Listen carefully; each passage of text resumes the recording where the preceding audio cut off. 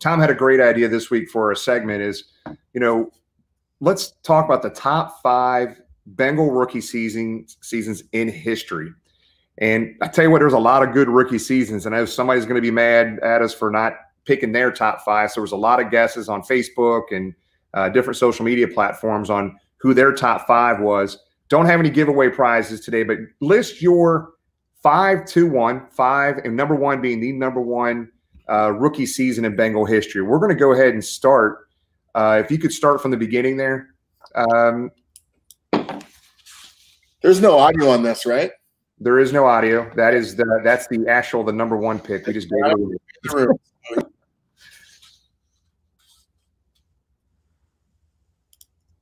Okay, so we're starting off with our top 5 here, and we picked Paul Robinson. Now, a lot of Bengal fans are not going to know who Paul Robinson is. So talk about PR. I mean, this guy was a stud in 1968 when the Bengals started playing football in the AFL. Paul Robinson out of Arizona. Paul Brown and his scouts found him, brought him in. It was a time when he just passed away this week. The NFL and the Chicago Bears had the Kansas Comet. Paul Robinson was known as the Cactus Comet. He was fast. He could break back in. He could cut. He could run outside. A lot of the initial offense that Paul Brown brought in for that first season of the Bengals in 1968, Paul Robinson fit well.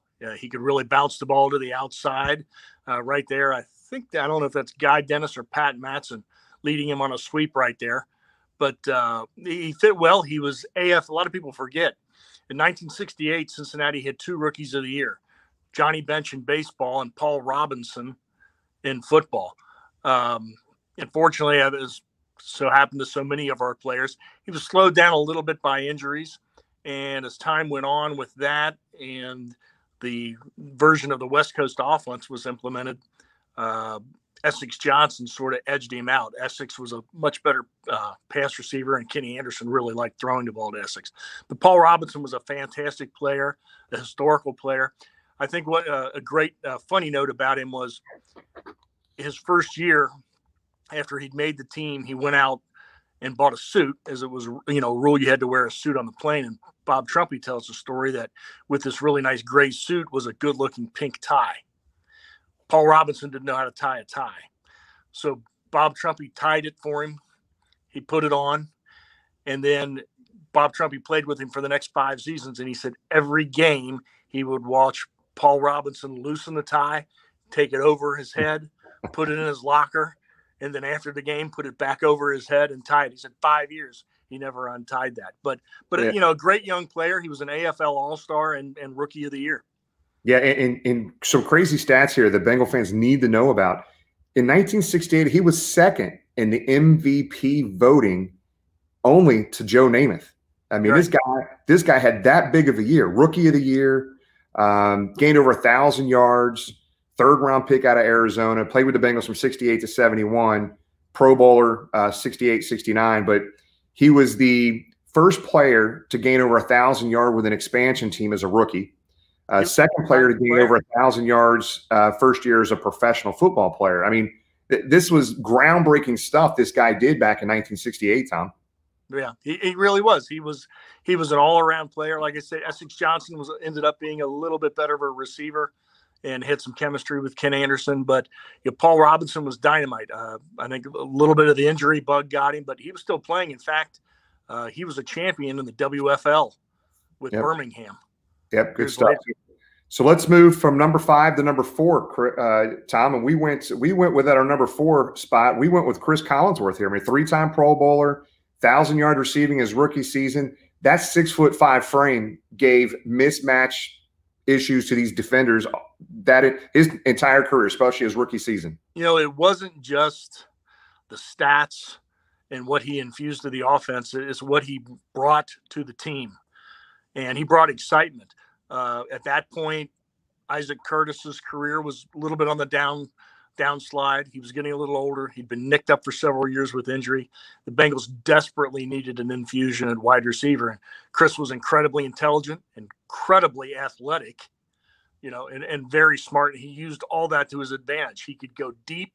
He could out-jump a guy. He was not afraid of going over the middle. He had fantastic hands, and really took the city by storm with his personality in 1981.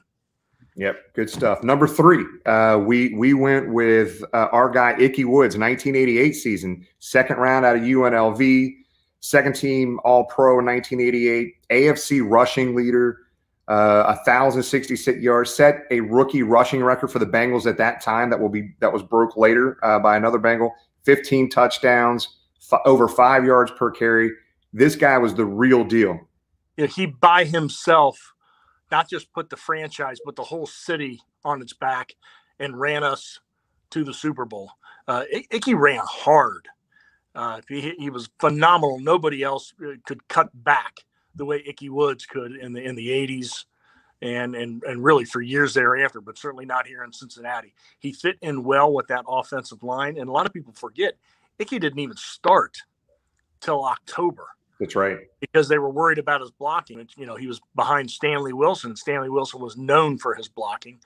Stanley had a bad half against the New York Jets, and they started feeding Ickey the ball. In fact, that New York Jets game was his first touchdown and an abbreviated shuffle, the original shuffle, which was really, really ugly. But he refined it thereafter, and he was in the end zone the rest of the year.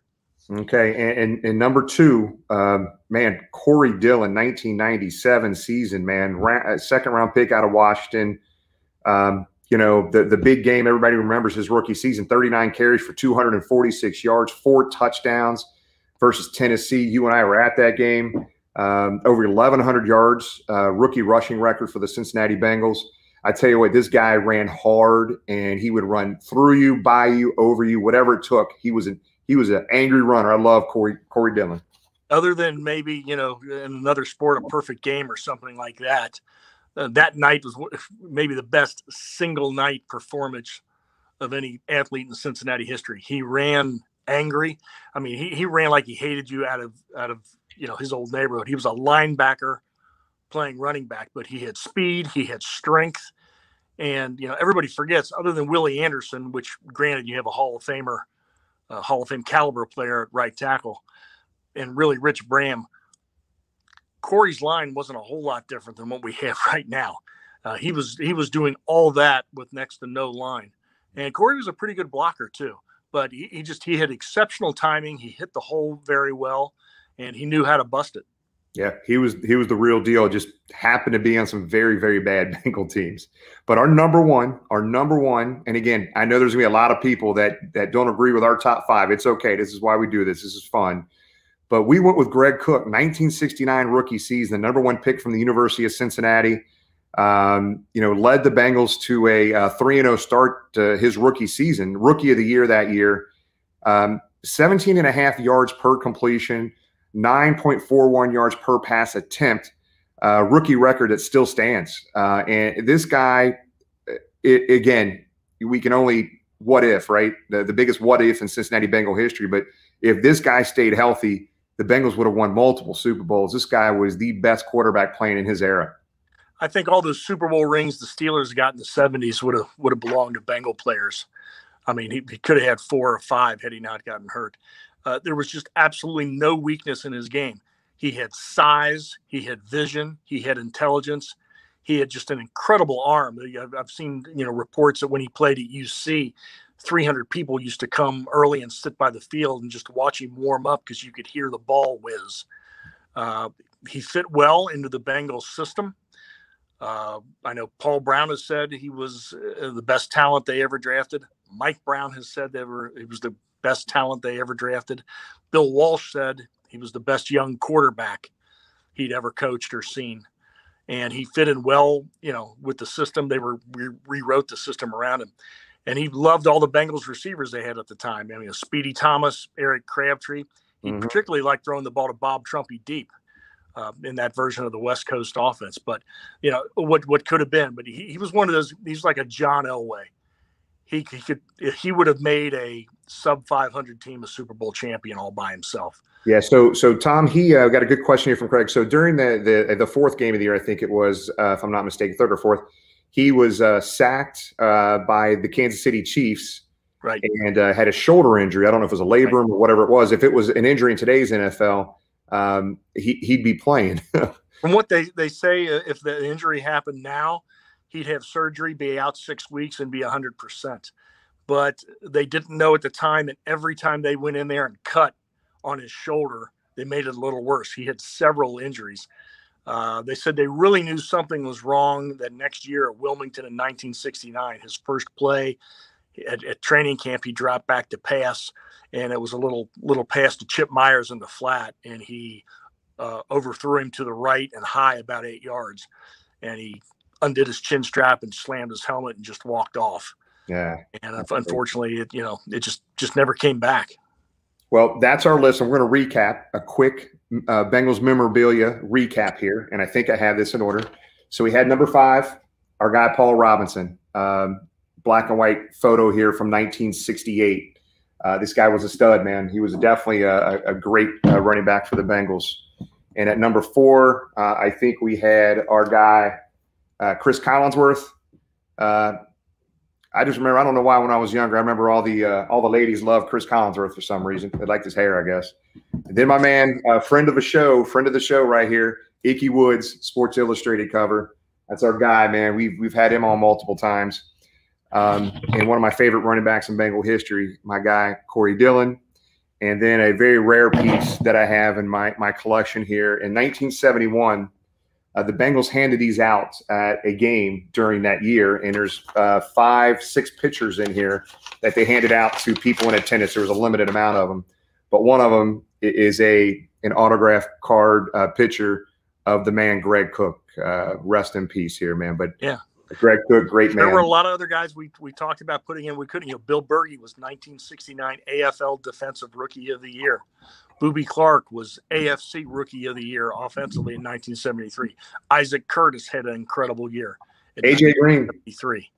Yeah, there was a lot of guys. We could have did a top 10, but it's more fun when we do top 5. You guys get mad at us about it. It's all good. So we can agree to put Anthony in there very easily. Yep. Bob Johnson. Yep. Well, Tom, man, I appreciate it, man. Another fun segment, man. That's fun, man. And, going through here, kind of researching some of the things I remember, I forgot about almost. But I appreciate your time again and going through this with us. And we appreciate it, big dog. Thanks again. See you Sunday. All right, man.